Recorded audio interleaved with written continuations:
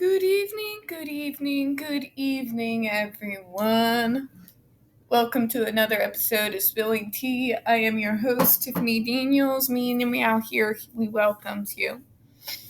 And we are going back to that horrible world known as the JRC, but before we get going, the usual disclaimers.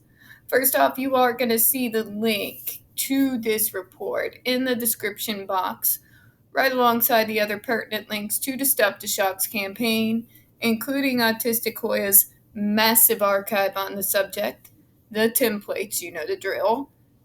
Write your name, click on your senator, and the ever-present and self-explanatory Change.org Shut the Judge Rotenberg Center Down petition.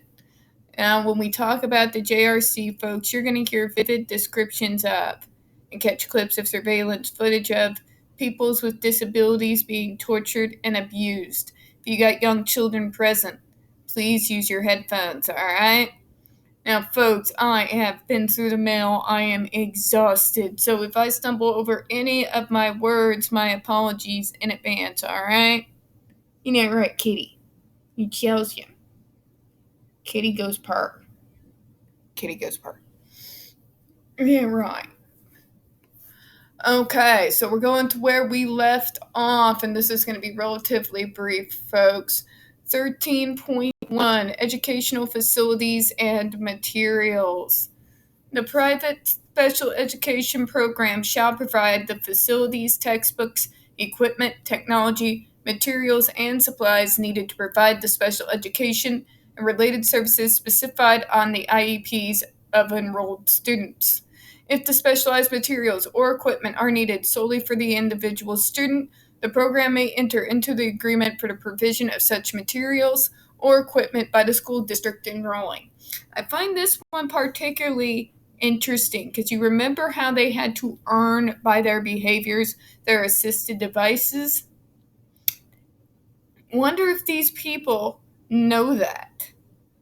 Wonder if they know that they have to earn the right to use those communication devices in order to be able to communicate. Unlike any other special education program. Isn't that right, Kitty? Kitty purrs in agreement. Department of Education comment. Due to renovations in process at the school, the department is unable to make final determinations in all criteria related to facilities, such as time as the renovations are complete. The school must notify the department when the renovations have been completed. Again, I will say, isn't that convenient? So, where's the report that was a follow-up after this, after the renovations were completed? Because I don't see it on the website, and I know Lydia Brown, folks, and she keeps on target with these every time something about this school comes out, and it would have been listed somewhere on the archive that we list in every single video. 13.2 Description of Physical Facility. A narrative description and floor plans of all buildings for each school and or program, including residences, are provided, including number of floors, room numbers, types, sizes of rooms, i.e. classrooms, timeout rooms, counseling therapy rooms, tutorial rooms, physical education facilities, and other specialized service delivery spaces for school buildings, bedrooms, bathrooms, and kitchen and dining area and living areas for residences, which does absolutely nothing for the students, but okay, Jan. Okay. Okay, Department of Education comment. Oh, here we go again. Due to renovations in the process at the school, the department is unable to make a final declaration in all criteria related to the facilities until such time as renovations are complete. The school must notify the department when renovations have been completed. Did they? Did you follow up? That's my question. 13.3 Comparability of Facilities.